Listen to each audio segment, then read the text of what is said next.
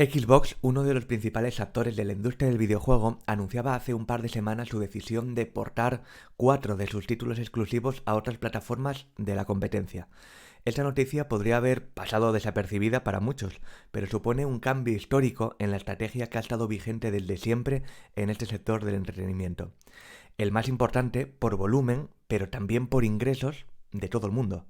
En este programa del podcast En Clave Digital te voy a explicar los porqués. Dentro intro.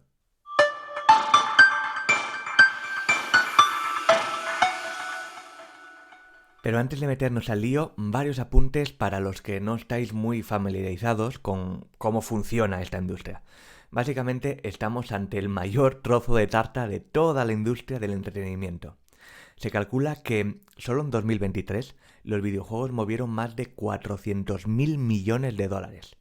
Para ponerlo en contexto, la industria del cine, la segunda en discordia, apenas supuso, según los datos recogidos por Statista, una facturación mundial de 80.000 millones de dólares.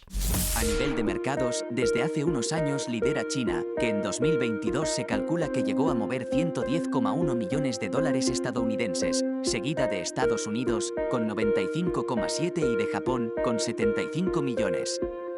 El primer país latinoamericano que aparece en el ranking de mayores potencias en producción y consumo de videojuegos es Brasil, en el puesto 13, con 2,7 millones, y España aparece en el puesto 15 de la lista con 2,3 millones. Estos son solo números, pero el cómo se llega hasta ellos es lo verdaderamente interesante, porque en la industria del videojuego podemos encontrarnos 5 grandes plataformas, a saber, Xbox, PlayStation, Nintendo, el PC y los móviles. Pues de esas 5, ¿cuál me dirías que lidera el sector? Ya sé lo que muchos me vais a responder, más aún si me lo decís desde España. Pues PlayStation, por supuesto. Desde la primera PlayStation, el ecosistema de Sony, al menos en España, es casi una religión. Tanto que los que tenemos Xbox somos habitualmente el hazmerreír de nuestros grupos de amigos gamers. Y si me hubieras respondido esto, tendría que decirte que estás muy equivocado. ¿Por qué? ¿Y si te dijera que Sony, con su PlayStation, ni Microsoft con su Xbox, ni Nintendo con su Nintendo Switch son los principales actores a nivel de ingresos de esta industria? Pues tal y como lo oyes. Obviamente son los 3 grandes pesos pesados que la mayoría conocemos, de los que más se habla y los que acaparan la mayoría de noticias del sector, pero ni de lejos representan el grueso del negocio. Más bien todo lo contrario. Y no, por supuesto, por mucho que a alguno nos encante el mundo del PC, pues tampoco es que el pobrecito lidere nada. De hecho, y obviando su impacto a nivel de eSports, donde sí que tiene una importancia considerable, lo cierto es que es el eterno secundón para el grueso de los consumidores. Ya solo nos queda, por tanto, la industria del móvil, una que lidera y holgadamente la facturación mundial. Para que te hagas una idea, se calcula que a nivel mundial los juegos para dispositivos móviles ya generan alrededor del 72% de los ingresos anuales. Y en mercados como el chino y el de buena parte de los países de Latinoamérica, ese porcentaje aumenta hasta el 75%. Telita. Más Candy Crush y menos The Last of Us. El grueso de la sociedad suele pensar que el consumidor tipo de la industria del videojuego es ese chico joven con un mando de la Play o de una Xbox en las manos y unos auriculares de diadema delante de un televisor jugando largas sesiones maratonianas. Pero la realidad es que el consumidor tipo de esta industria se parece más a mi madre o a la tuya. Es decir, los que solemos denominar jugadores casuales, personas ya en una edad adulta que tienen instalado en sus smartphones títulos como el Candy Crush y dedican ratos libres, a lo mejor a diario, a echar unas cuantas partidas a este tipo de juegos. Y sin olvidarnos tampoco de toda esa ingente cantidad de jugadores que pueden ser también casuales o no, pero que disfrutan de títulos como el PUBG Mobile, el Honor of Kings o el Genshin Impact, pero también desde el móvil. Como te decía anteriormente, aunque algunos de estos títulos tienen una versión para consolas o PC, lo cierto es que en mercados como el chino, y ya no hablemos en Latinoamérica, lo más habitual es jugar desde el propio dispositivo móvil. A fin de cuentas, un móvil es ya un producto que casi podemos considerar de necesidad. Prácticamente toda persona adulta en un país desarrollado tiene un móvil, frente a una consola o un ordenador cuyas ventas, aunque sigan siendo más que considerables, tienen un impacto minoritario en el día a día de las personas y por tanto también en la industria.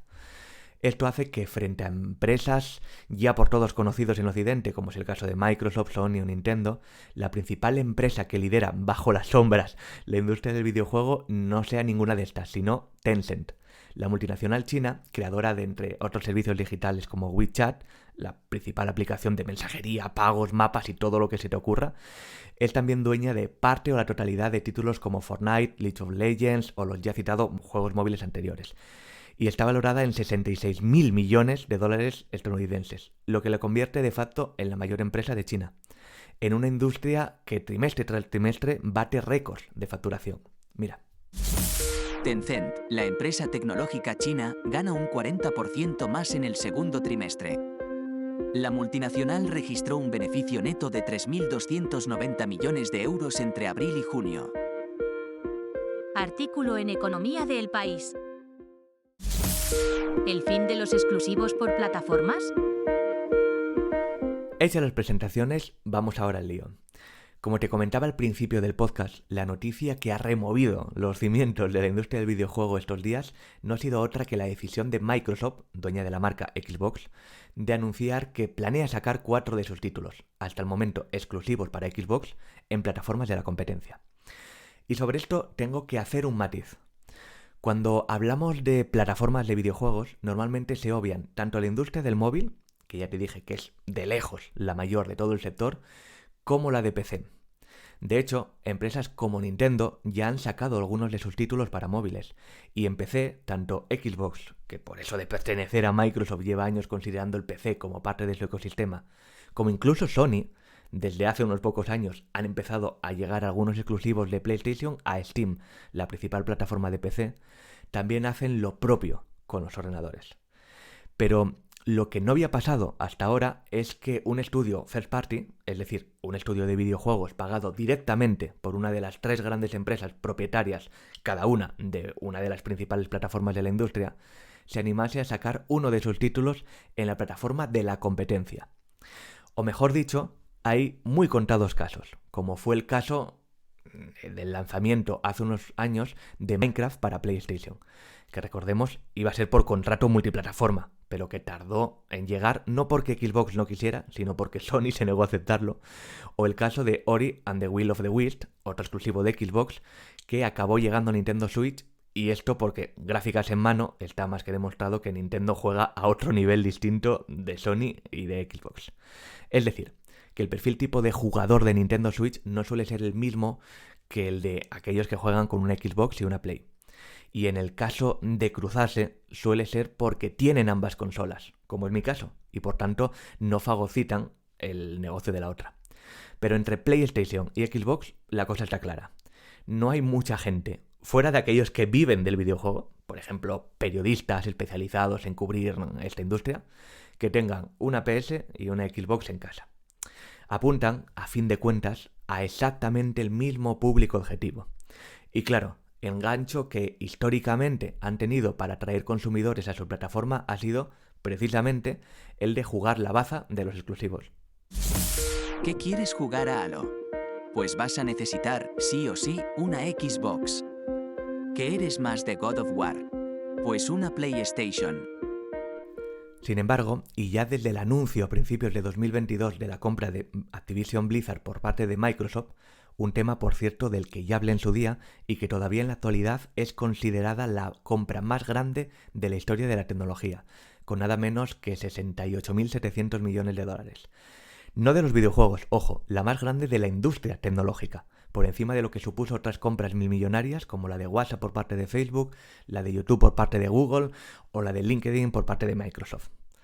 Y el juicio posterior por supuesto abuso de posición dominante de Xbox, pese a estar por detrás de Sony en cuanto a número de jugadores, el tener el músculo financiero de Microsoft es un añadido muy a considerar.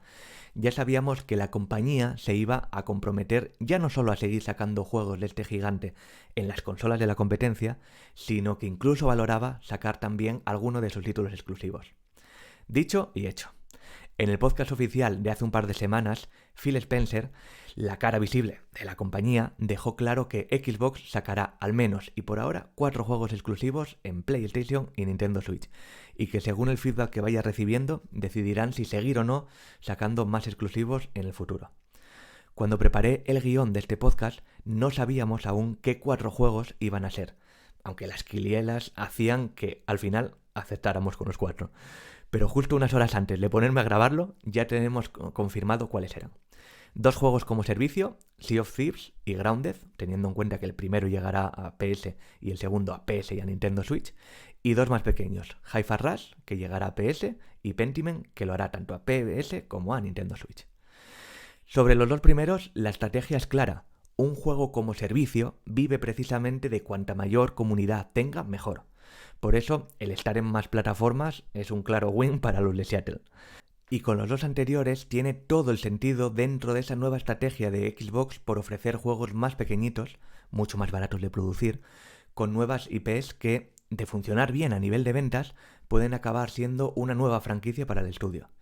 Al final, llegar a mayor público objetivo siempre es positivo, y manteniendo, como parece que van a seguir manteniendo, franquicias del nivel de Halo bien custodiadas dentro de su plataforma, no debería verse como un peligro para perder consumidores nativos. De hecho, en el podcast, Phil repitió en varias ocasiones que se trataba de una prueba de concepto y que su impacto dentro de todo el catálogo de exclusivos de la compañía iba a ser muy limitado. Declaraciones claramente guionizadas para calmar los ánimos de algunos Xboxers, que podrían ver en este movimiento como una bajada de pantalones frente al aún dominio de PlayStation en esta peculiar guerra de consolas.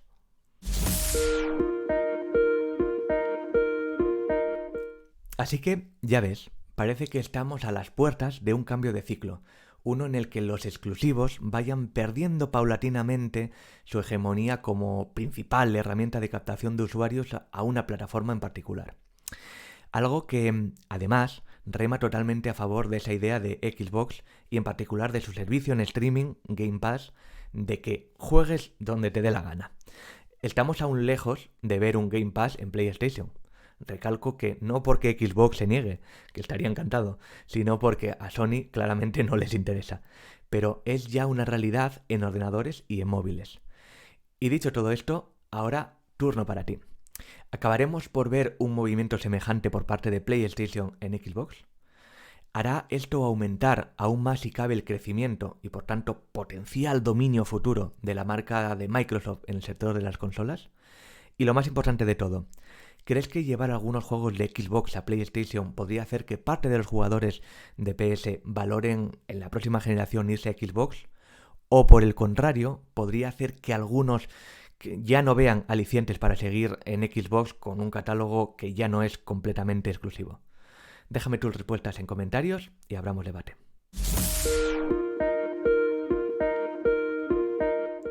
Enclave Digital es el videopodcast de Pablo C. Iglesias, consultor de presencia digital y reputación online.